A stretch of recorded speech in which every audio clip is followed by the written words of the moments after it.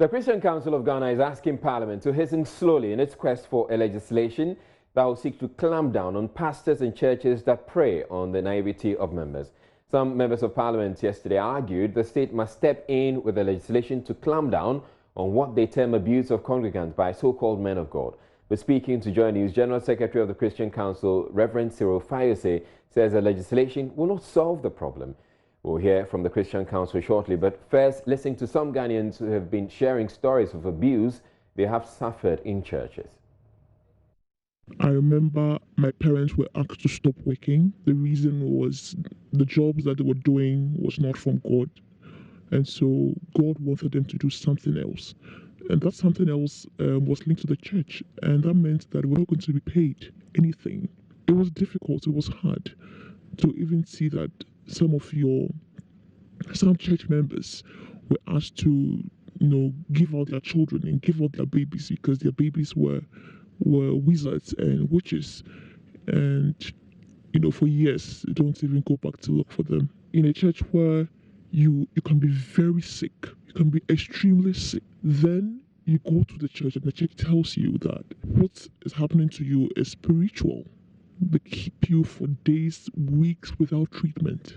I've seen church members die. If there's going to be any regulation, it is the right step and it's the right thing to do. My sister was asked to, sell her things because there was a man who bought it for her. And so she also sold everything, including our fridge, TV, in fact, including our own clothes that we were wearing. We were asked to burn all of them, sell them out, and all that. So we came back to zero. In fact, it goes to a time we have to beg. You go and buy something, they'll tell you that this thing that you've bought is no good for you, the person that has bought the thing. And rather, if the pastor uses it, it's rather best for the pastor to use it. The pastor will take the thing and use it. Meanwhile, they say the thing is no good for you. I wish they could have a regulation for them. I mean, nowadays the churches around, only God knows. There are some Ghanaians that have suffered from some form of abuse in churches. We're going to hear from the General Secretary of the Christian Council of Ghana, Reverend Cyril Fayose, who says the legislation will not solve the problem. He adds the Council is meeting to draw proposals which will soon be submitted to Parliament. My immediate comment is that they should hasten slowly. We do realize the problem that is confronting us, and we are equally concerned, and we are also looking for ways to address the issue. But I don't think the solution is an easy way to legislation that will solve the problem. It's a more complex problem than it looks. So we are asking the legislators to hasten slowly. The Christian Council is working very hard so that we can come together as Christian leaders and do some stuff. But eventually we will need a state, the legislative body, to give us legislative backing. And when we get there, then we will need their support. So what I'm basically saying is that they should give us some time for the councils, Christian councils, to work on the problem, and then we'll come back for legislative backing. Well, what will the ordinary Ghanaian make of this move by Parliament? Here are a few we caught up with. I think it's a good idea. Why? Because, these churches, the way sometimes they do their things, selling in church, and there are some things it's not even supposed to be done in churches, but they are doing it just because they don't, or they are not under these rules and regulations. So I think it's okay. Have you ever had any experience with these churches? Me personally, I have not had any experience, but I think I have television, so I watch it on it, and some things, I don't want to mention names, but there are some things that they do. I don't think it's supposed to be done at that time or in the house of God. I think when it comes to religious setup, it's an entity on its own, and everyone has its beliefs. So if, as a government is coming in to regulate it, I don't think it is going to be a good idea, because maybe whatever you are doing could favor someone, but another person will be in pain for your decision taking.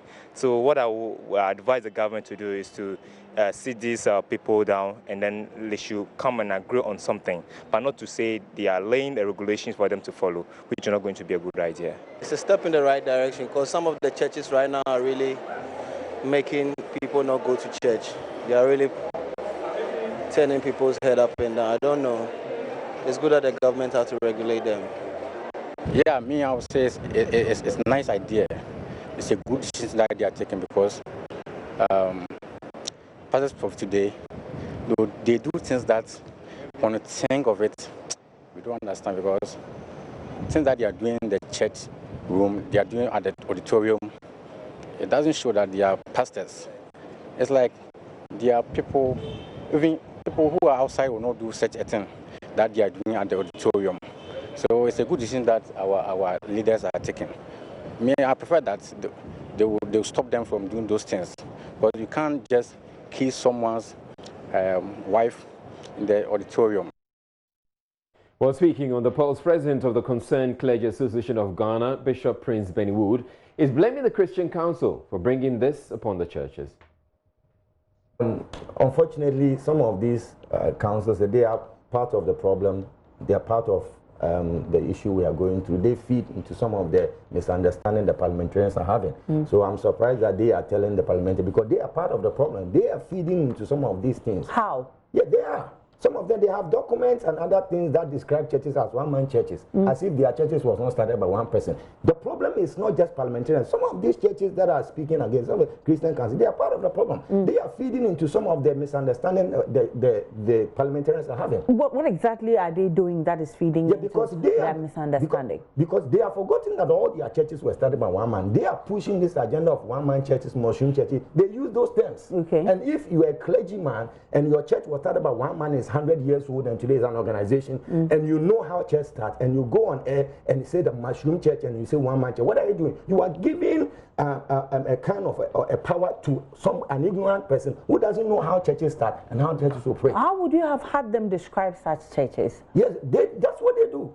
And I'm saying, how would you have had them describe those churches? A church is a church, whether it's started by one man or whatever, it's a church. Catholic was started by one man, they themselves claim. Methodist, John Wesley, Presby, and they all started by one man. So why are they making it look like a one man starting a church is a crime? So you think that the proposal they're going to prepare to Parliament won't get anywhere? The Christian Council should go and educate the parliamentarians that what they have been feeding them is wrong. Okay. That's where the issue can be dealt with. They should stop denigrating churches who are not part of their denomination.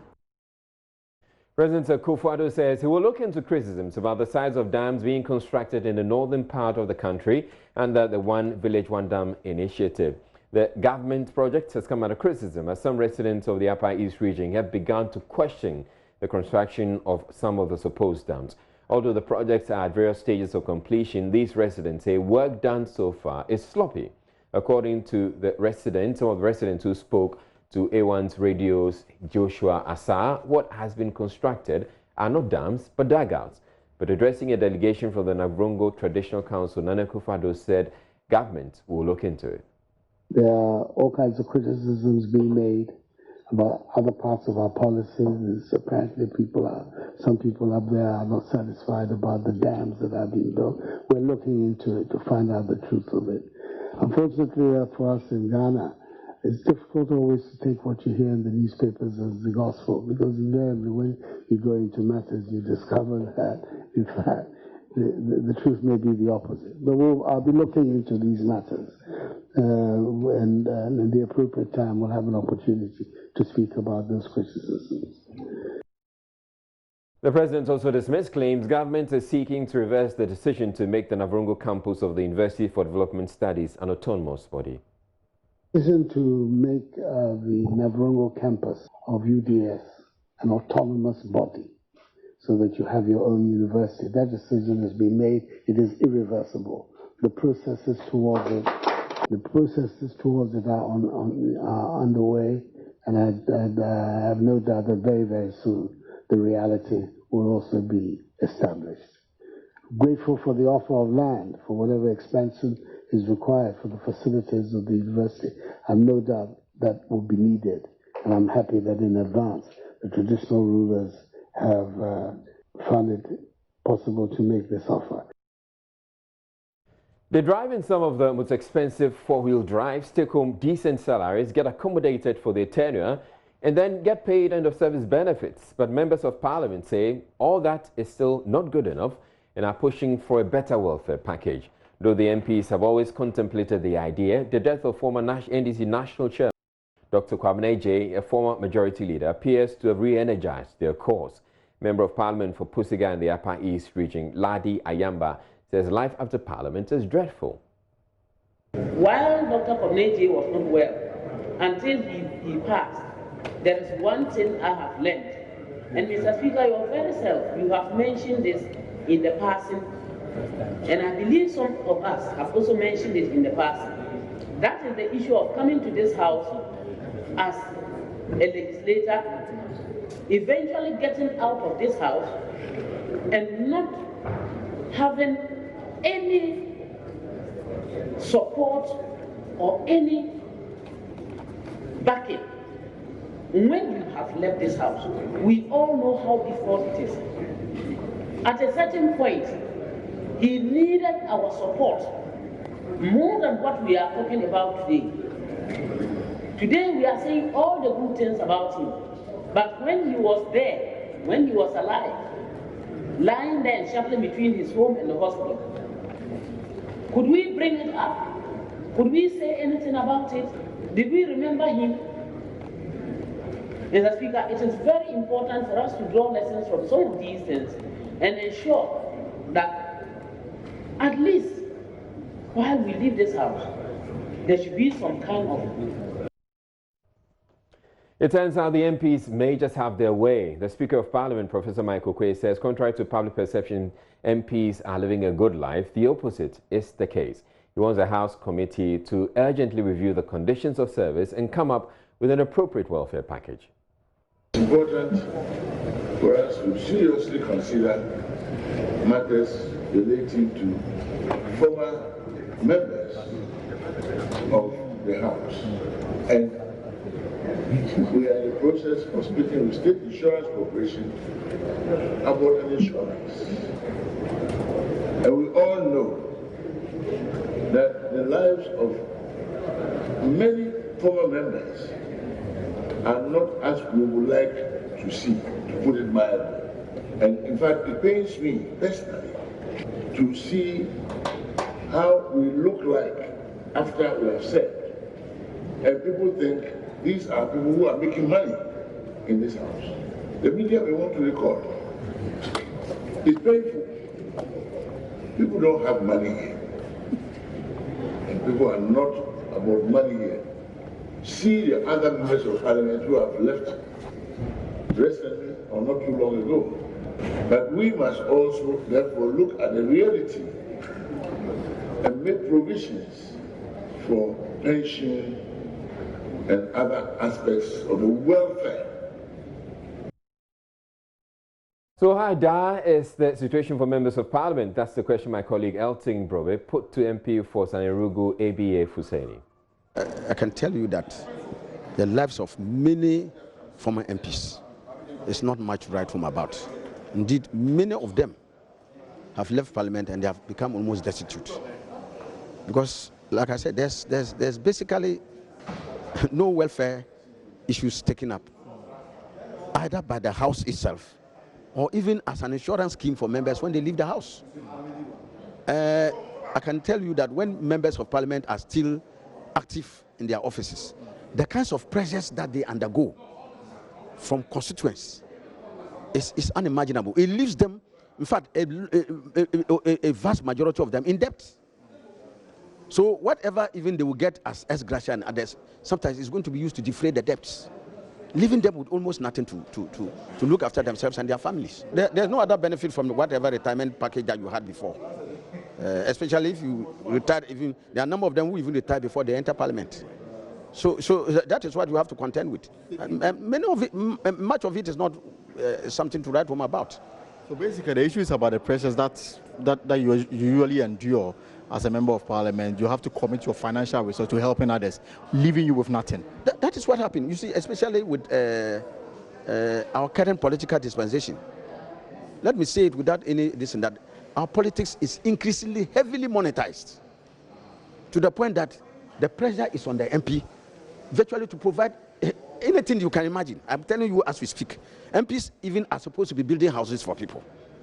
In some constituencies, I can speak for some areas. what some of us go through. They will ask you for cement, they will ask you for roofing sheets, they will ask you for wood, they will ask you for even sand.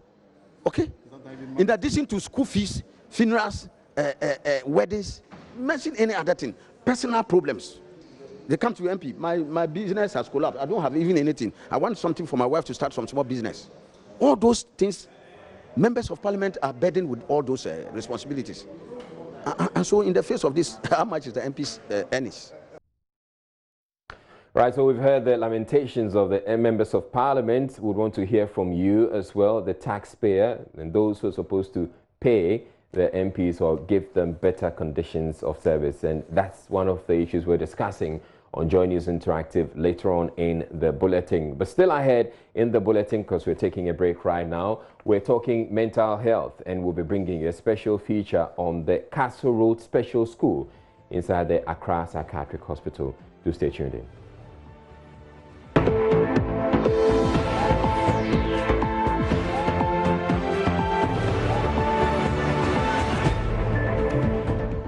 Unfriendly conditions of the Castle Road Special School inside the Accra Psychiatric Hospital is forcing authorities to turn away fresh students with intellectual and developmental disabilities. The school, established 34 years ago, is being run on the benevolence of teachers and other individuals and the harsh conditions which deteriorates the condition of the students. Joy News' Komladom reports Ghana's goal of promoting inclusive education could be undermined by the situation at the facility, which authorities describe as dire. Hey, no, Jen, what do you collect from them?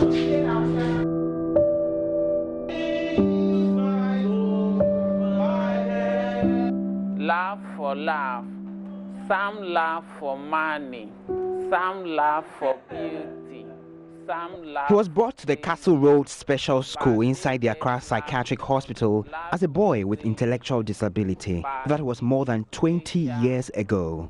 Samuel is over 30 years now, and somehow still clinging on to the faintest of dreams of becoming the administrator he's wanted to be. In the special school here, he calls himself assistant headmaster. Of course, he is the eldest of 32 pupils with various forms of intellectual and development disabilities. Here, it's class session, and their teacher, Daniel Lumo, is teaching something about counting numbers. More about counting numbers. Today's class has just about 8 students, and the others are their various wards inside the Accra Psychiatric Hospital.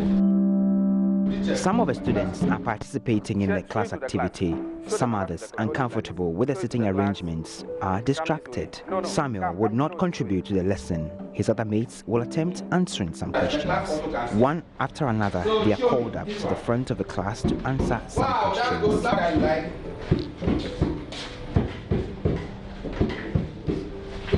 Which number is that? Show it to the class. Show it to the class. Mention it. 3. Number 3. Okay. Show me on the board.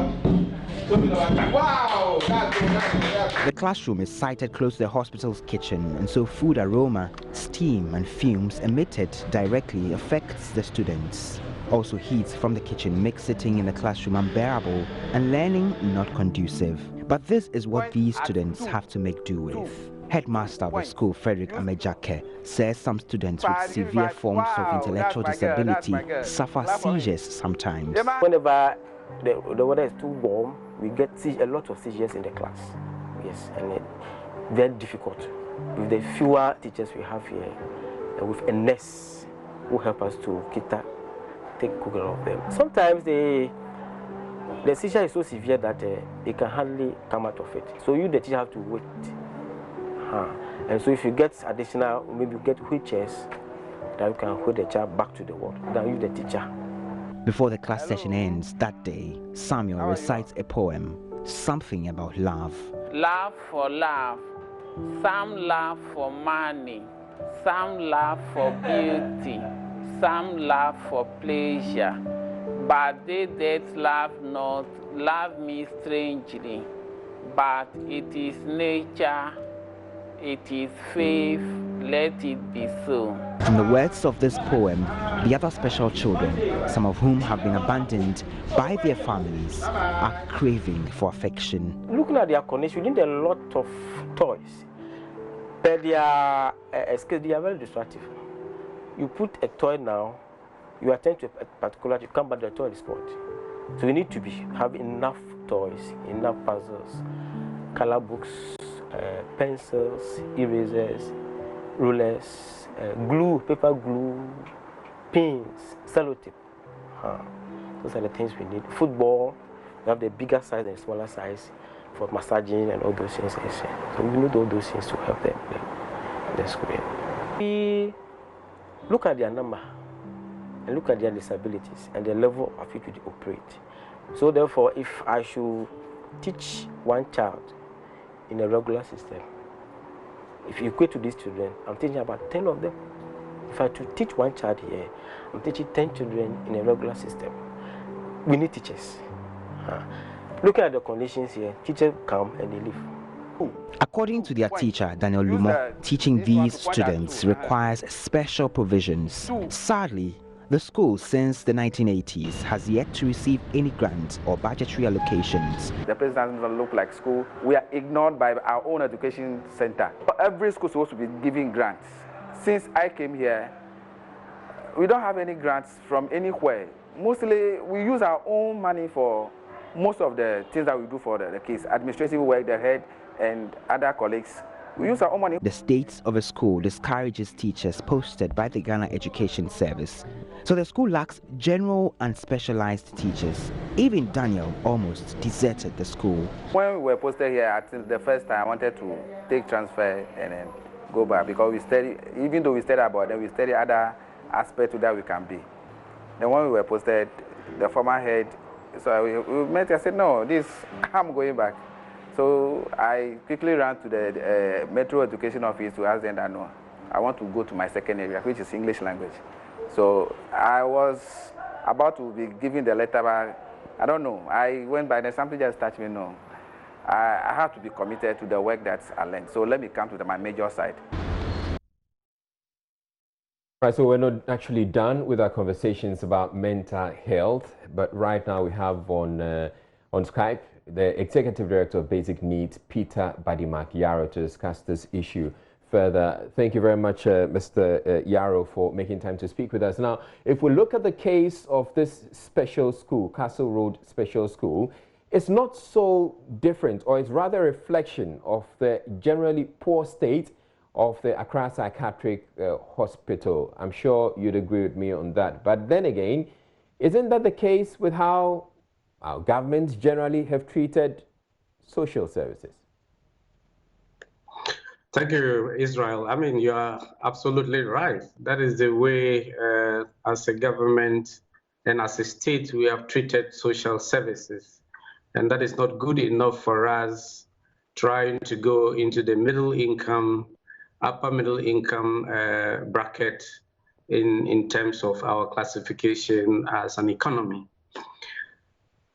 Mr. Yarrow, why do you think it is so easy for the state to simply ignore or neglect social services this way? Well, I think we have all come to the agreement that this neglect is simply because, as psychiatrists say, because, and we do agree as advocates, that because mental illness does not kill, as compared to diarrhea, cholera, or malaria, and maternal and child mortality and actual deaths. So people easily wish away issues of mental health. We have also been so socialized to view mental illness as something that has been brought on the person himself.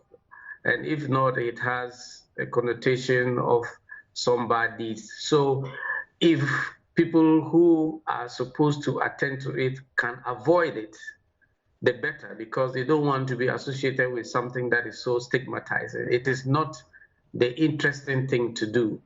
But if you can just shift it a bit to issues of education, if you do not care about the mental health of people, how about education of the young people?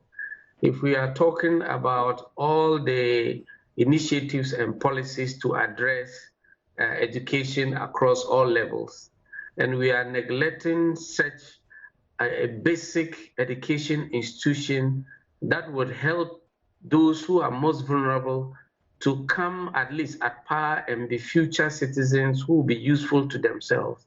Then from the point of view of education, at least the educational authorities and all who matter should give better emphasis and resourcing of this facility than what we are hearing. Now, so let's look at it this way. We have a state that's not so interested in the case of education of people with intellectual disabilities. And then we also have a society that would rather not have anything to do with them. How else do you feel that we can resolve this challenge? We have to address that from a number of levels. From the policy level, if we have inclusive special needs education policy, then we have to let it really reflect practically in what is being done. Then there are the resourcing issues. From the policy, you have to resource the policy and ensure that it is disseminated and implemented as prescribed. And that means having enough special education teachers who are actually motivated to work with these kinds of children because they are special. They need very patient people, expert people. They need specialized teaching and learning materials. They need accessible physical environments, including buildings and classrooms. And this requires somebody who would say, yes, we want to invest in this because the examples of the number of people with disability who have made discoveries and have led certain innovations that have changed and transformed societies and the world are so many that we cannot use their different disabilities or developmental challenges, cognitive needs to just wish them away. We have come far, and I've always said we have had enough innovations, enough evidence of how people can be managed with mental health care needs. People with intellectual disability can be managed, and we cannot afford to say that we cannot do it. The innovations are there to help people. Mr. Yarrow, so granted, we have a situation where government has failed to do that, or government is not doing that. Is there a way society can mobilize, or civil society can mobilize to do something for these people?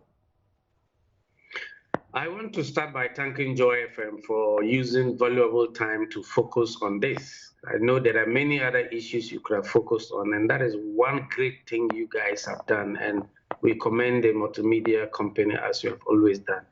And that also goes on to advocacy organizations like our organization and others in the field out there who can continue to drum home this. And we also encourage parent-teacher associations, especially children who can go to mainstream schools.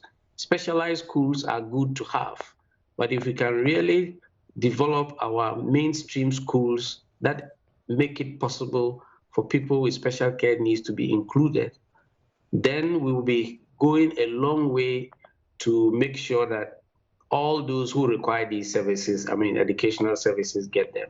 Then we cannot continue to leave out corporate bodies who have ways of using their foundations for good causes.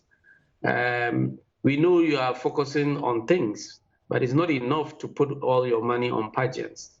Nobody's saying pageants are not good, but do good causes. All right. In causes that you cannot be paid, but you can be thanked forever. And Ghanaians, we all claim to be religious, believing in an afterlife reward. So corporate bodies should think about that, not think about immediate gratification and sales, but those that they can do to help the less privileged who cannot pay them back except through prayers. All right. Thank you very much, Mr.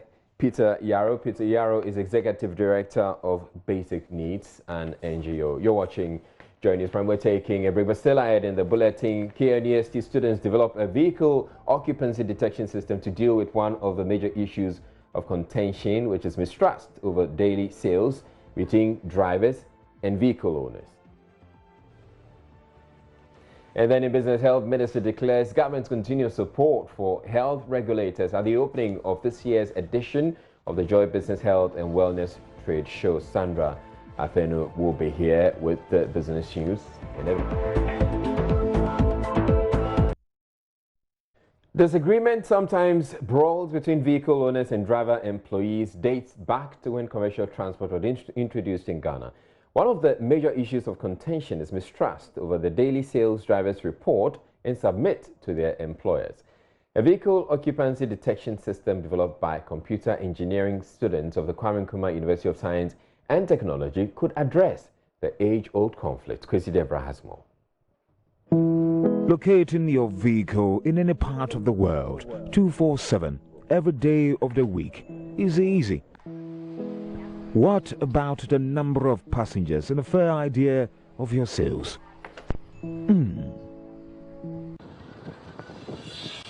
According to the Ghana Private Road Transport Union, about 95% of commercial transportation is owned by the private sector. However, the system comes with inherent challenges. Jamal Isa is one of the student innovators.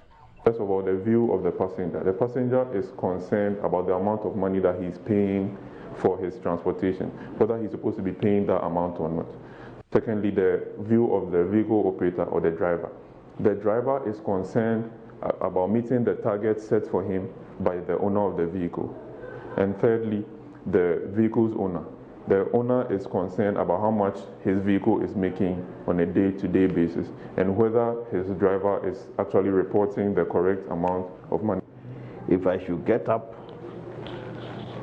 the LED is gone. Technologies for determining vehicle passenger occupancy have been tried over time with varied degree of success. Jamal and his final year colleagues Hassan Mazou and Alfred Eje, together with their supervisor Benjamin Comey, have been searching for solutions. There are mainly three methods applied in this area. We can talk about the photogrammetry system, which we use to count the flow of passengers, and we also have the video and imaging processing system. The third one is the so-called seat occupancy counting system, which uses capacitive sensors. The group started looking at the seat occupancy system to locate position of the vehicle and how far each passenger has traveled. The system consists of capacitive aluminium foils fixed on the seat. Data is sent via the internet to a server when a passenger sits, and the information received by an Android app. The system is then able to calculate not only occupied seats, but gives an idea of the amount made. And you as an owner can see what your driver is actually achieving in a day. He can't lie to you. The app's homepage has a map which shows location of the vehicle and uses a red marker to zoom in the location. As the car moves and the marker is updated, when you click, the information is displayed in the bottom sheet, and then you can see all that you want to see, like the distance traveled, the amount made, and the seats occupied. Initial test shows 89% accuracy of the system. We had a total distance of 805 meters. And according to Google Maps, we actually traveled for 900 meters. The students say over time, the system can be used to plan optimal fleet size, so commercial vehicle owners can determine if additional buses are needed or otherwise. A great tool for government agencies like the Rapid Bus Transport. Reporting for Joy News, Kwesi Debra. All right, so now that there's a technology to resolve the driver-vehicle owner conflict, can we have one to resolve the driver's mate versus passenger wars? I'm sure there'll be millions of passengers who'd be interested, and I'm sure those of you watching also know that there have been too many brawls that have started because of confusion over how much a passenger was supposed to pay and how much change was supposed to be given to the passenger. Now, moving on, mock exams have started for BEC candidates in the Tripoli district following the loss of more than 31 days of contest hours. Bloody clashes cast a cloud of uncertainty on chances of the candidates there leading to a passionate appeal by a female student who broke down whilst she made that appeal. The mock exam started on Wednesday at the Tripoli EP and DA junior high schools in preparation for the main exams next month.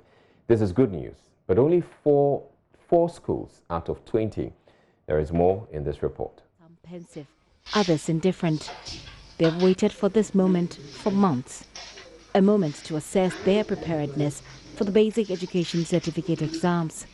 The latest clashes of the conflict, in which people have died and properties destroyed, led to a halt in teaching and learning since it began this year in January, March and May.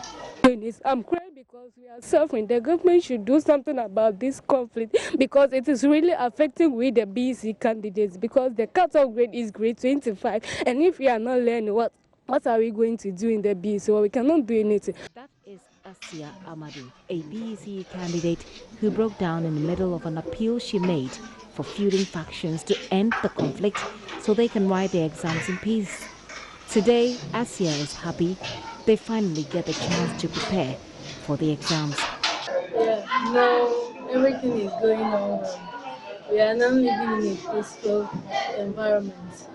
But I want to plead to the government to please do something about this conflict. If not, it's affecting the students very well, because we are now enjoying what we are supposed to do in school. As at now that we are writing our second month, instead of 5th or 7th month, now that we are writing our second month. And the two ethnic groups, I'm also pleading that they should please stop the conflict, because as they are doing, it's not affecting them, but it's rather affecting the younger generation. That is good news, but it is only for 4 schools out of about 20 junior high schools in the Tripoli district. Nansoni RC Junior High School and Ando RC joined Tripoli DHS to write the mock, but the 16 other schools may not get the chance to write a mock before the BUCE. And there are those who reside mostly outside the district capital, Tripoli, as well as those who fled from the district capital, citing fear of attacks. Chief Executive of the Ghana Trade Fair Company Limited, Dr. Agnes Idu, says she is confident the case brought against the company by some of their tenants will be thrown out by the court. The tenants are challenging the trade fair's eviction order, arguing it will cause financial loss to them and are demanding compensation. But addressing journalists Thursday, Dr. Agnes Idu said they have followed the right processes and will evict them lawfully in order to give way for redevelopment of the trade fair. On tenants, yeah, okay. I think I've laid out how we will follow law to make sure that everybody follows law. The law is clear, the Rental Act is clear, and we've served all the notices. So every individual has a right under the Constitution to enter the court system and assert their rights through that system. And I don't think Trade Fair wants to stop that. So there are about 7 tenants who have decided that they will fight the eviction through the court system. And I think that that is also valid. So that case is actually before the courts. It hasn't really affected the timelines just yet, in the sense that, of course, there's just 7 tenants. So if the court says don't touch those 7 buildings, you cannot touch it. So those tenants, we of course follow law. So those tenants are actually there, or former tenants, because they don't have any tenancy agreement. They are still there. And those 7 buildings that the court is saying, you give me some time to decide what to do, we can't touch. But the rest of the place that is not under that case, we are actively trying to meet our timelines and make sure that the site is being cleared without touching the 7 tenants. But I'm pretty confident with the case that the trade fair has laid out before the court. I'm pretty confident that the case will be thrown out of court. And when it's thrown out of court, we will be cleared to continue the work. Well, the company has made provision for a compensation package to be paid to the original owners of the land, the La Traditional Council. The chiefs and people of La have for years demanded compensation for the land which was acquired some 50 years ago. Dr. Agnes Edu says the financing arrangement for the redevelopment project will take care of the compensation. Again, the original acquisition from 1967, by law, and again, when government acquires land from allodial or original owners, the government is required to pay compensation to the original owners. One of the challenges for this project, not even just this particular phase of it, 50 years ago, that compensation was not addressed. And up to today, as I'm standing here, that compensation to the allodial original owners of the land has not been fully paid. As part of assessing the redevelopment plan, that compensation has been sorted out through the project financing aspect of it. So there's ongoing, government is actually, meaning through Ministry of Lands and Natural Resources and also the Lands Commission, are in constant communication, and whenever trade fair is required to provide some clarity on how we are trying to fund the compensation issue, we go and we give updates to that. So the compensation will also be paid as part of the infrastructure costing that we've done for the project. On completion, the Trade Fair Center will have a modern trade center, pavilions, hotels, and recreational facilities. The Information Ministry will soon develop a framework that will ensure implementation of the Right to Information Law takes off smoothly in 2020. That was the focus of a workshop held in Accra Thursday with various stakeholders. Joy News' Ernest Main was there in our reports. The RTI workshop saw civil society groups, anti-graft agencies, the RTI Coalition and the Media Coalition for RTI discuss pertinent issues on the implementation of the law. A leading member of the coalition, lawyer Akoto Ampao, said the move shows government's commitment to the implementation of the law. And this workshop seeks to identify the things that we need to do between now and next year so that sufficient resources are made available in the mid-term budget to ensure that things are put in place by December. So I think that it's a very, very welcome initiative, and the ministry ought to be congratulated. I can say that it is a clear demonstration of the government's commitment to the RTI law implementation. There's a suggestion that LLB holders must be considered as information officers. Information Minister Kojo Oppong explained to the media what the proponents seek to achieve. Because this is about administration of a right and literally making a decision on requests when they come in as to whether or not the law bars you from getting access to this information or the law allows you access to this information. You want people who are well schooled in the process of making such determinations, and may I even say interpreting the requests that have been made or comparing them to the law and making a determination. And that's why there are some who share that view that maybe you should go for people at least who have a minimum legal degree.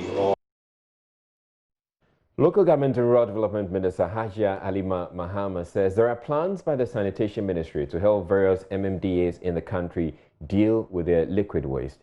Speaking at the Meet the Press series at the Information Ministry on Wednesday, the minister stated although some farmers now depend on the untreated liquid waste to fertilize their farms, it is not a good practice.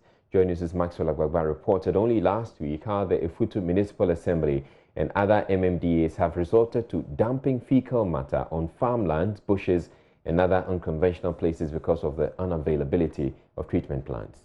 MMDAs, they have a difficulty in disposing of this liquid waste. Efutu, it has been the practice that we dump into the sea. Now we are dumping into farms, open lands for farming as a manure. So that's what we've been doing. And not that we are directly dumping onto plants and seeds. No, we are very comfortable doing that. But our monitors come, you know, every quarter we have monitors from our region, Cape Coast, coming to look at the way we dispose of our liquid waste, especially liquid waste and other solid waste. So the advice that what the practice is not very good. Hygienically, it's not very good. So we should rather find a better way of disposing them. Now, local government Minister Hajali Mahama assured her ministry will deal with the problem. You've stated the fact, even in my own district. But the interesting thing is that when the vehicles go to get the toilet, to pump out the distance, the farmers fight for it. They struggle for it. They want it on their farms because they get it, bury it, and use it as compost. And they say it has. But that's not the way to go. I'm not saying that we should have modern technology of treating our liquid waste. And we are doing it incrementally. You talked about Tamale. Yes, it has been established. Now it's established in Accra, Kumasi. There's still room for improvement. I think we are doing that. Involves money, it involves technology, it involves putting up systems in place. The Gamma project under local government, but now under Ministry of Sanitation, they've developed some programs on liquid waste treatment, and they are also moving ahead with that. The Minister of Sanitation has come out with a policy. We've all supported that policy development, and treatment of our liquid waste is also key component of that policy document. And I'm Israel. Thank you very much for watching. You have a good night.